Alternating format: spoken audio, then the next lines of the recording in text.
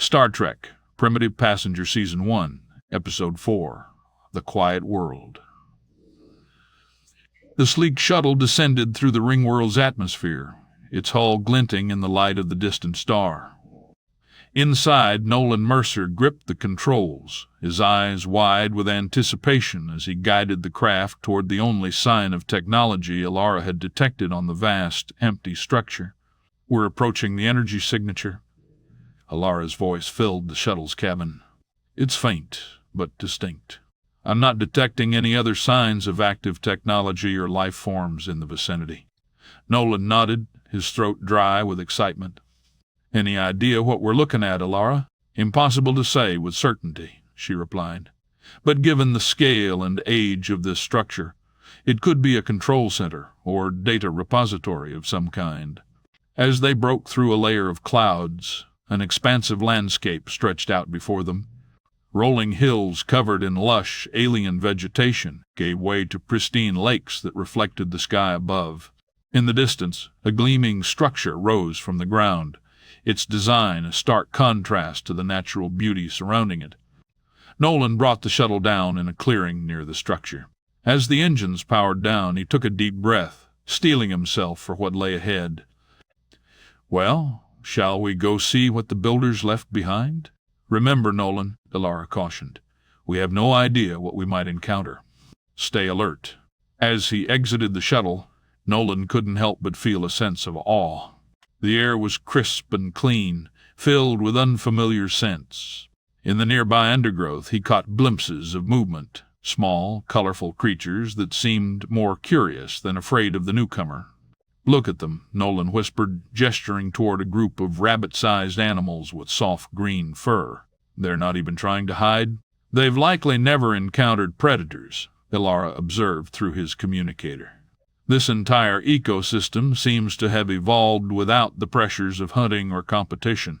As he made his way toward the structure, Nolan's hand instinctively went to his phaser. The lack of threat only made him more uneasy. "It's too quiet," he muttered. "Too perfect." The structure loomed before him, its surfaces smooth and featureless. As he approached, a section of the wall simply disappeared, revealing a dimly lit interior. "Here goes nothing," Nolan said with a nervous chuckle. Inside, he found a vast chamber filled with what could only be described as a massive computer. Banks of crystalline structures lined the walls, pulsing with a faint, internal light. "Alara, are you seeing this?" Nolan asked, his voice filled with wonder. "Yes, Nolan. This technology is incredible," Alara responded. "The amount of data potentially stored here is beyond anything I've ever encountered. But it's old, so old. Most of the systems appeared dormant or damaged." Nolan ran his hand along one of the crystal banks, feeling a faint vibration. "Can you access any of it? Figure out who built this place?" "I'll need a direct connection," Alara explained. "Look for an interface port, something that might allow me to link with the system." After a few minutes of searching, Nolan found what looked like a control panel. Following Alara's instructions, he connected a device from his pack to the alien technology. "Excellent," Alara said. "I can begin to analyze and download some of the data." "This will take time, Nolan. Why don't you explore the surrounding area while I work on deciphering their language and storage methods?" "Good idea," Nolan agreed. "I'll take a look around, see if there's anything else out there." Stepping back into the sunlight, Nolan took a deep breath. The landscape before him was breathtaking, untouched by civilization for who knew how long. In the distance he spotted a herd of large, graceful creatures grazing in a meadow. Curious, he made his way toward them, moving as quietly as he could. To his surprise, the animals barely reacted to his approach. One of them, a majestic beast with a shimmering coat, actually turned to face him, its large eyes blinking slowly. Nolan reached out, his hand nearing the creature's snout. The animal sniffed his fingers, then simply returned to grazing. "Well," Nolan muttered to himself, "I guess hunting's out of the question. Where's the fun if they just stand there?" As he continued his exploration, the sun began to set, casting long shadows across the landscape. Nolan found himself on a hilltop, overlooking a vast expanse of the ring world. The curvature of the structure was visible in the distance, a reminder of the incredible scale of this creation. As he continued his exploration, the sun began to move behind the massive tile above them. Or technically, the tile was stagnant, and Nolan's part of the wheel was moving him into a night cycle. Nolan found himself on a hilltop, overlooking a vast expanse of the ring world. The curvature of the structure was visible in the distance, a long ribbon stretching ever upward in each direction. The communicator on his wrist chirped. "Nolan," Alara's voice came through, tinged with excitement. "I've made significant progress with the data retrieval." Nolan tapped his communicator. "Anything fun?" "It's extraordinary, Nolan. I've accessed a vast database containing star charts, cultural information, and scientific data. But it's ancient, tens of thousands of years old, at least." Nolan's eyebrows shot up. "Tens of thousands of years? Can you be more specific?" "Based on the stellar positions recorded in their charts, I estimate this data to be approximately 47,000 years old, give or take a millennium," Ilara replied. "The star configurations have shifted significantly since these records were made." Nolan whistled low. "That's hard to fathom. What else can you tell me about the builders?" "They called themselves the architects," Alara explained. "Their society was highly advanced, capable of manipulating planets and moving stars on a scale we can barely comprehend. This ring world was one of their crowning achievements. Any clue why they abandoned it?" Nolan asked, his eyes scanning the pristine landscape around him. "That's the puzzling part," Ilara admitted. "There's no clear indication of why they left. The data simply ends. No warnings, no explanations. It's as if they vanished overnight." Nolan frowned, a chill running down his spine despite the warm evening air. "That's unsettling. Any signs of conflict or disaster?"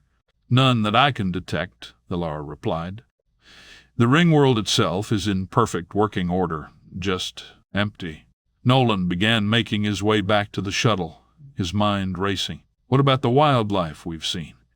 Did the architects create them?" "It appears so," Ilara confirmed.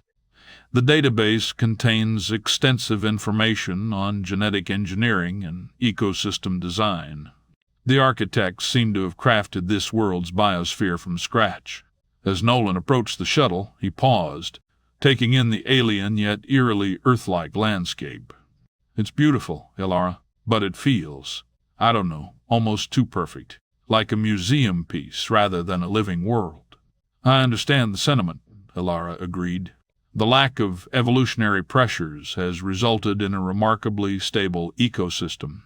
But it also means the life forms here are ill-equipped to deal with any significant changes or threats." Nolan nodded, climbing into the shuttle. "So, what do we do with this information, Ilara? We've stumbled upon the greatest archaeological find in, well, ever. But it's not exactly something we can put in our pocket and take with us." "No, it's not," Ilara concurred.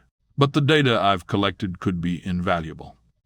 The scientific and technological information alone could advance our understanding by centuries." Nolan nodded, his gaze drifting to the pristine landscape outside the shuttle. "You know what, Ilara? I think I'm going to stay the night. This place. I want to experience it fully." "Are you sure that's wise, Nolan?" Ilara's voice carried a hint of concern. "Probably not," Nolan chuckled.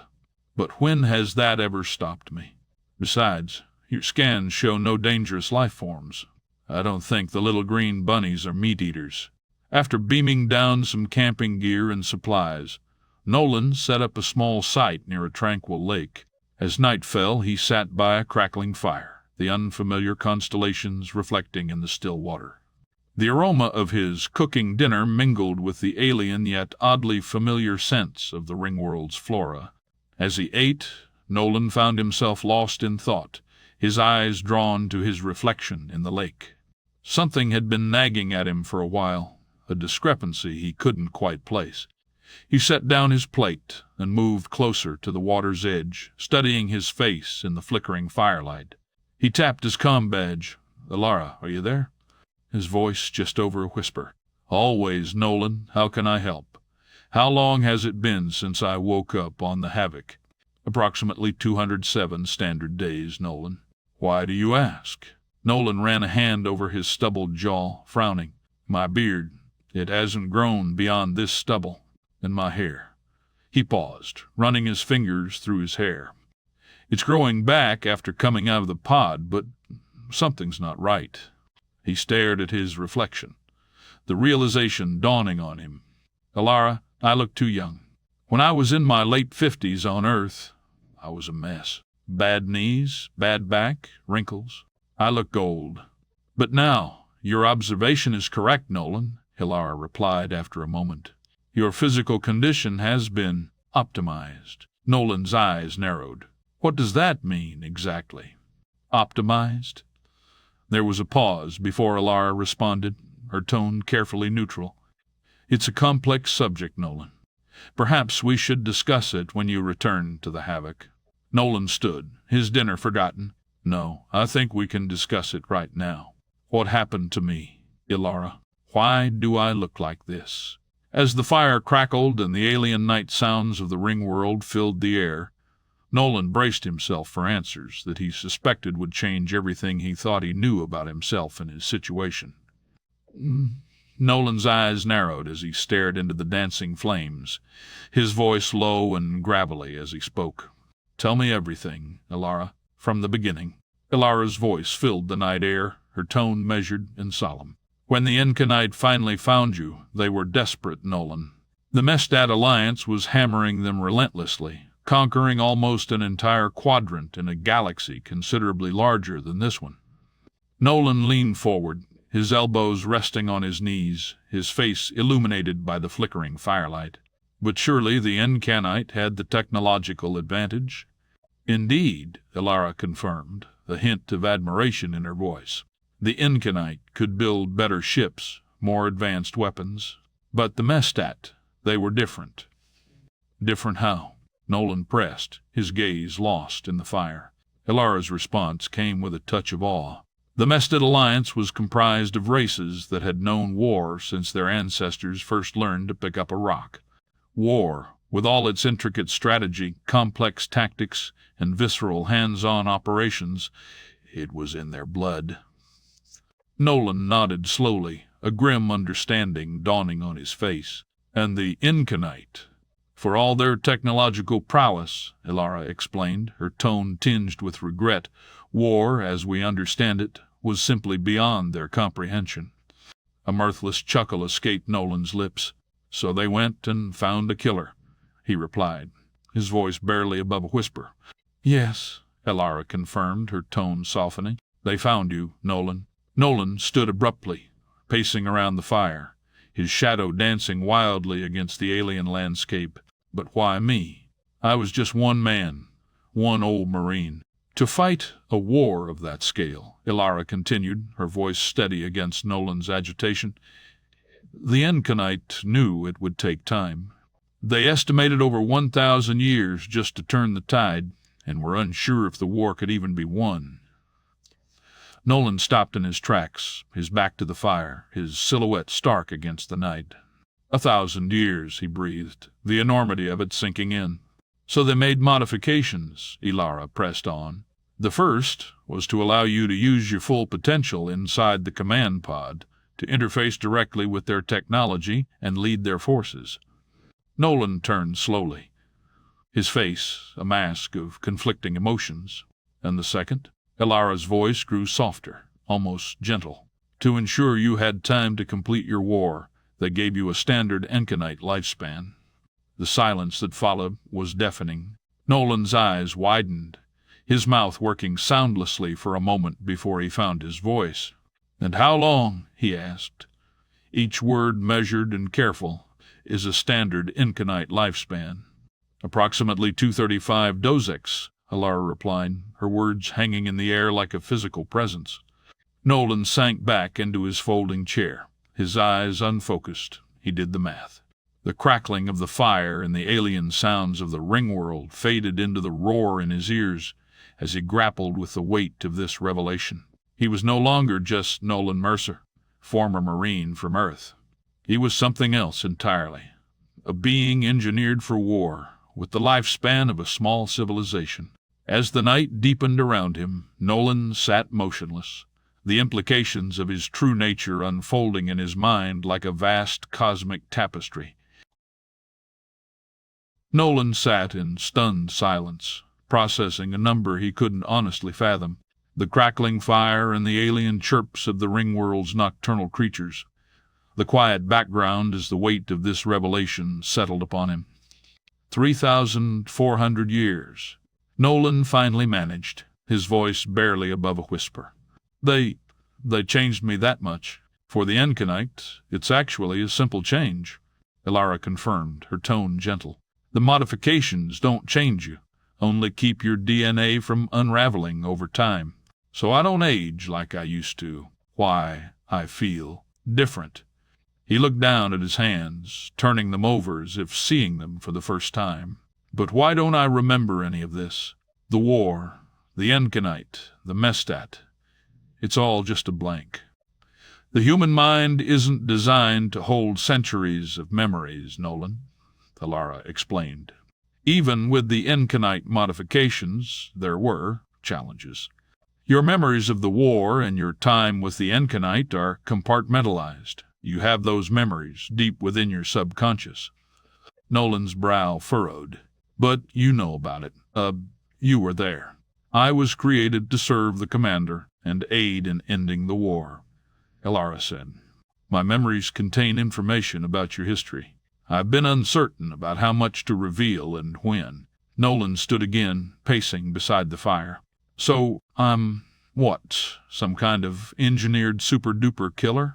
A weapon created to fight a war I can't even remember. You're still Nolan Mercer, Elara assured him. The Encanite didn't change who you are at your core. They enhanced your ability to connect to the command pod, and gave you the mission. Nolan stopped, looking up at the star-filled sky. A killer, he murmured. That's what you said they were looking for. Is that what I am, Elara? Just a killer? No, Nolan. Elara's voice was firm. You're a strategist, a survivor, a leader. The Encanite sought you out because of your adaptability and your understanding of conflict. But those traits don't define you entirely. Nolan nodded slowly, his gaze still fixed on the unfamiliar constellations above. I suppose I should be grateful, he said after a long moment. Most people would kill for an extra 3,000 years. Are you okay, Nolan? Elara asked cautiously. Nolan let out a long breath. Honestly, I don't know. It's a lot to process. I feel disconnected, like I'm living someone else's life. He paused, running a hand through his hair. But I also feel a sense of purpose, like there's a reason I'm here, even if I can't remember it. He turned back to the fire, watching the flames dance. I think I need some time, Elara, to think, to try and make sense of all this. Of course, Nolan, Elara replied softly.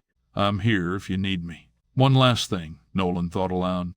I was only in the pod for the proverbial 12 dozecs, just under 200 years. Are the Mestat, did I leave it unfinished? Nolan felt a tiny piece of panic inside him, something pulling on him. Had he failed the mission? Nolan, Elara sounded almost impassioned. You ended the Mestat attacks. You pressed their retreat relentlessly. She paused. Nolan, you radically exceeded the Encanite's expectations. I was better at eye than even they thought. He whispered under his breath. The questions flowing through his mind were so far-reaching and existential in nature. Nolan just stared into the fire. It was becoming more that his tiny human brain could wrap around. Lost in thought, the revelation of his true nature and lifespan had opened up a universe of questions. But as he gazed out at the vast, engineered landscape around him, he couldn't help but feel a strange sense of kinship with this place. Both he and the Ringworld were creations of an advanced civilization designed for a purpose that was no longer needed. With the weight of millennia ahead of him, Nolan realized that his journey was just beginning. And somewhere, in the depths of his modified mind, lay the memories of a war that had shaped not just a galaxy, but his very existence. The Ringworld's ecosystem had become a familiar backdrop to Nolan's thoughts over the past 2 months. His campsite, once a hastily arranged collection of gear, had evolved into a well-organized outpost. The small, windowless cottage Alara had dropped stood as a silent sentinel nearby, its featureless exterior a stark contrast to the lush, alien landscape surrounding it. Nolan stood at the edge of the tranquil lake, his reflection rippling in the water. The face staring back at him was the same as it had been when he first arrived, unchanged by the passage of time, a constant reminder of his altered nature. With a deep sigh, he turned back to his camp and began the process of packing up. His movements were methodical, practiced from years of military service, yet tinged with a reluctance he couldn't quite shake. "Alara," he called out, his voice carrying a hint of weariness. "Status report on the Havoc." Alara's response was immediate, her tone neutral. "The Havoc remains in stable orbit, Nolan. All systems are functioning normally. I've continued to analyze the data from the Architect's database. There's still so much to learn." Nolan nodded, folding up the last of his camping gear. "Any signs of other visitors? Or any indication that we've been detected?" "Negative," Alara replied. "We remain alone in this sector. The Ringworld's isolation appears to be complete." As he secured his equipment, Nolan's gaze swept across the landscape one last time. The beauty of this place still took his breath away, even after months of exploration.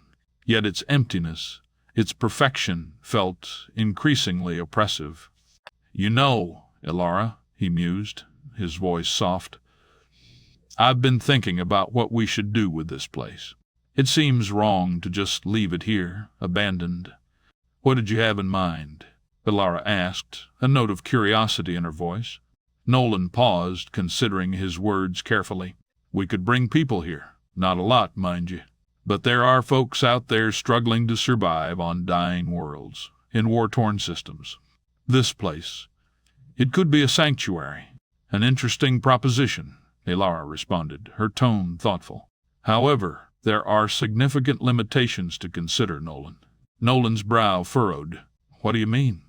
"While the Ringworld provides everything needed for basic survival, food, water, breathable atmosphere, it lacks crucial resources for technological advancement," Alara explained. "There are no minerals, metals, or hydrocarbons to mine. Nothing here to create alloy metals, silicon chips, or any advanced technology." Nolan's excitement deflated slightly. "But surely we could work around that, couldn't we? You might be able to organize the local flora into farms and domesticate some of the fauna for livestock," Alara continued. "But any society here would never advance beyond the most basic agrarian level without resupply from outside."